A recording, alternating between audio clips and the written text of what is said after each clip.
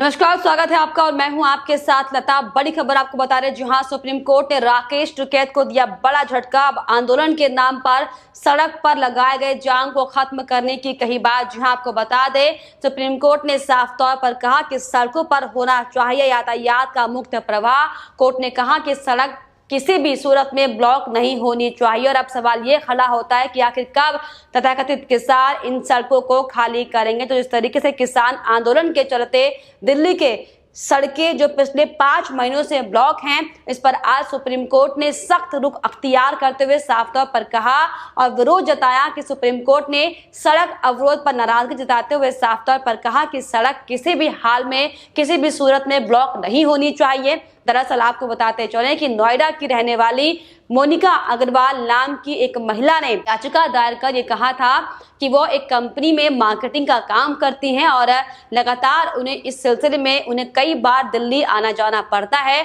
और पिछले लंबे अरसे से 20 मिनट का सफर तय करने में उन्हें 2 घंटे लग रहे हैं। और वो एक अकेली माँ है और उन्हें स्वास्थ्य से जुड़ी कई दिक्कतें भी है और इसी वजह से उनकी तकलीफ और ज्यादा बढ़ती जा रही है, जिस पर सुनवाई करते हुए सुप्रीम कोर्ट ने साफ तौर पर कह दिया कि सार्वजनिक सड़कों को अवरुद्ध नहीं किया जाना चाहिए ताकि नोएडा और दिल्ली के बीच सड़कें सुनिश्चित करने के लिए दिशा निर्देश मांगे जा सकें, ताकि आपको बता दें कि मार्ग जो है प्रभावित ना हो। आपको बता दें, सुप्रीम कोर्ट ने हरियाणा और उत्तर प्रदेश सरकार को नोटिस जारी कर साफ तौर पर यह पूछा है कि आखिर लंबे समय से आंदोलन के कारण सड़कें आखिर क्यों बंद है। और इस मामले में सुप्रीम कोर्ट ने आपको बता दें दिल्ली और केंद्र सरकार को पहले भी नोटिस जारी किया था और कहा था कि अन्य राज्यों को मामले में पक्षकार होना चाहिए और मामले पर अगली सुनवाई आपको बता दें अब 19 अप्रैल को की जाएगी। तो लगातार आपको बता दें कि मामला सुनवाई के लिए जस्टिस संजय किशन कौल की अध्यक्षता में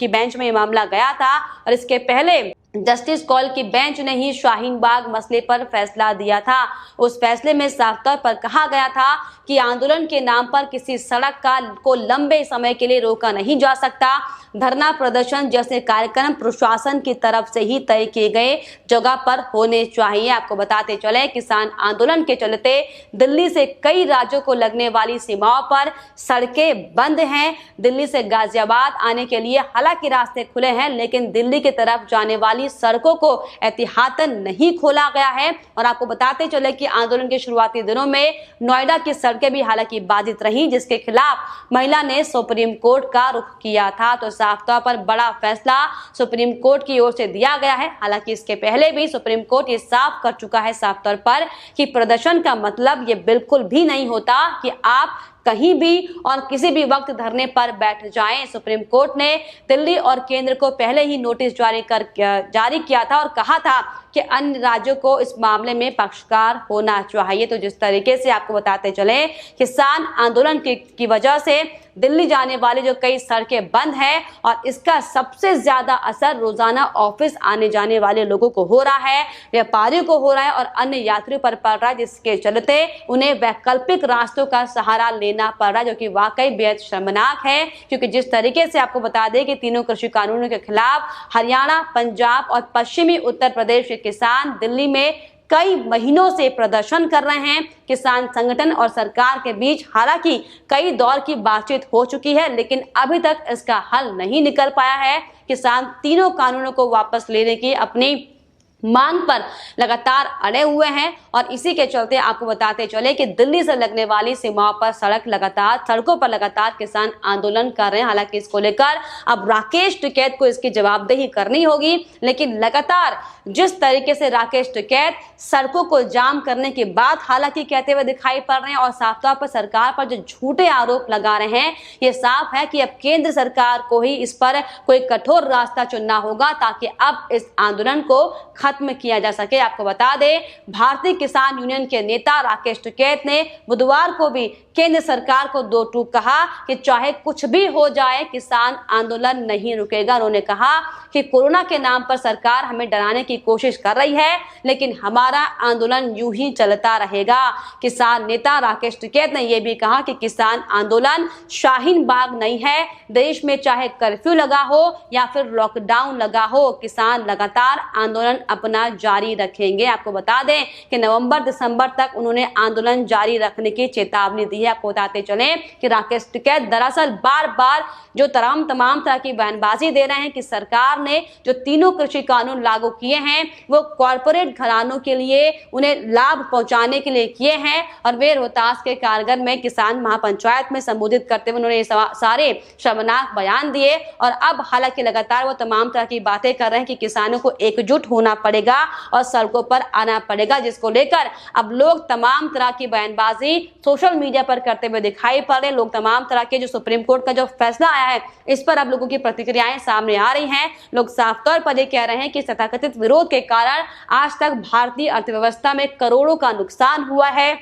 यात्रियों, स्थानीय लोगों, व्यवसायों के लिए परेशानी पैदा करना, प्रोटेस्ट आपके लोकतांत्रिक अधिकार हैं, लेकिन दूसरों को परेशान करने से नहीं। तो साफ तौर पर अब लोग कड़ा विरोध जता रहे हैं। साफ तौर पर ये कहते दिखाई पड़ रहे हैं कि ये भारत के नागरिक के रूप में भूमि का सही नियम है। हम सभी को अपनी मातृभूमि के नियमों का पालन करना चाहिए। सुप्रीम कोर्ट के फैसले के बाद अब लगातार जो टिप्पणियां सोशल मीडिया पर सामने आ रही हैं, लोग साफ तौर पर ये कह रहे हैं कि सभी टेंटों को ध्वस्त कर देना चाहिए और अगर आवश्यकता नहीं है तो बलपूर्वक, आवश्यक नहीं होने पर आवश्यक सुरक्षा बलों के समर्थन से प्रशासनिक कार्रवाई की ओर से सड़कों को तुरंत साफ किया जाना चाहिए। अब वो वक्त आ चुका है कि अब केंद्र सरकार को ठोस कदम इस पूरे मामले पर उठाना होगा। आपको बता दें सुप्रीम कोर्ट को भी ये मालूम है कि ये कृषि आंदोलन नहीं बल्कि विदेशों से मिला फंड देश की अर्थव्यवस्था को तहस नहस करने की साजिश है और इस साजिश में सारे विपक्षी पार्टी आग में घी डालने का काम करें। तमाम प्रतिक्रियाएं अब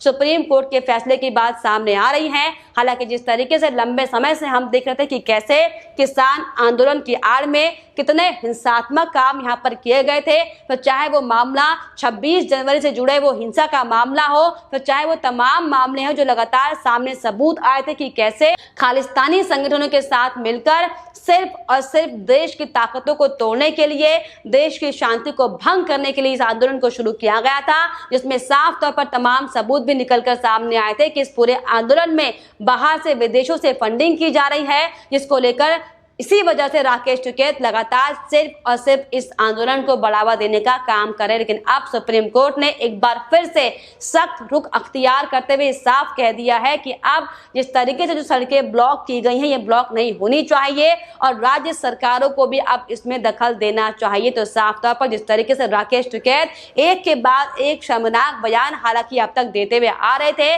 कि किसान नहीं रुकेगा और एक बार फिर से किसान सड़क पर आएगा, हंगामा करेगा और जब तक हमारी मांगे पूरी नहीं होंगी हम लगातार अड़े रहेंगे। लेकिन जिस तरीके से राकेश टिकैत का जो घटनाक्रम सामने आ रहा है कि अपने दलालों को यहाँ पर बैठाकर किस तरीके से वो अलग अलग राज्यों में जाकर चुनावी प्रचार कर रहे हैं और पश्चिम बंगाल में जिस तरीके से राकेश टिकैत पहुंचे थे और कैसे बीजेपी को वोट नहीं देने की अपील उन्होंने की थी, तो ये साफ तौर पर दर्शाता है कि ये किसान आंदोलन नहीं बल्कि एक सोची समझी साजिश है। क्योंकि जिस तरीके से लगातार तमाम विपक्षी पार्टियों ने इस आंदोलन का समर्थन किया था और कैसे हिंसा करने वालों का लगातार साथ दिया था, ये साफ तौर पर दर्शाता है कि ये पूरा मामला सिर्फ और सिर्फ देश की संप्रभुता को खत्म करने से जुड़ा हुआ है, जिसमें मिले हुए हैं बाहर के विदेशी लोग और खालिस्तानी वो संगठन जो सिर्फ और सिर्फ पैसों से लगातार पैसे का लालच देकर यहाँ पर आंदोलन करवा रहे हैं। क्योंकि जिस तरीके से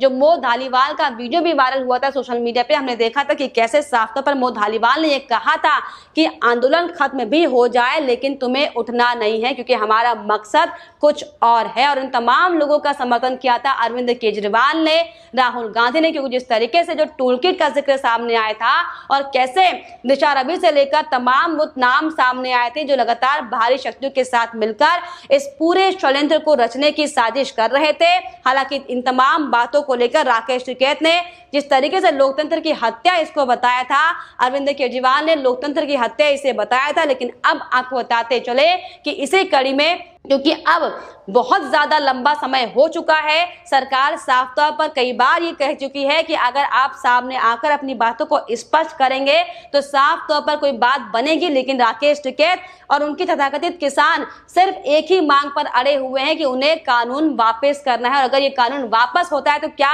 नहीं समझा जाए कि आप जो तमाम पिछले कानून है उन पर आप उंगली उठाएंगे। इसीलिए साफ तौर पर केंद्र सरकार ये स्पष्ट कर चुकी है कि कानून की वापसी नहीं होगी। लेकिन अगर आप चाहते हैं और आपके हितों को ध्यान में रखकर, आपकी दिक्कतों को ध्यान में रखकर इस पूरे कानून में संशोधन किया जाएगा। लेकिन बावजूद इसके राकेश टिकैत सरकार से वार्ता करने की बजाय सिर्फ और सिर्फ अपनी राजनीति चमका रहे हैं, जिसका श्रेय अब ये निकलता है कि सुप्रीम कोर्ट ने भी साफ तौर पर बड़ा झटका देते हुए साफ कर दिया है कि अब जिस तरीके से दिल्ली बॉर्डर से लगे हुए तमाम वो राज्य जो लगातार जहां की सड़कें बाधित हैं उन्हें अब खोला जाए, क्योंकि अब लगातार लोगों को तमाम तरह की दिक्कतों का सामना करना पड़ रहा है, जो कि वाकई बेहद निंदनीय है। और फिलहाल इस पर आपकी क्या राय है हमें कमेंट बॉक्स में जरूर लिखिएगा। साथ ही साथ हमारे चैनल को सब्सक्राइब करना भी ना भूलें।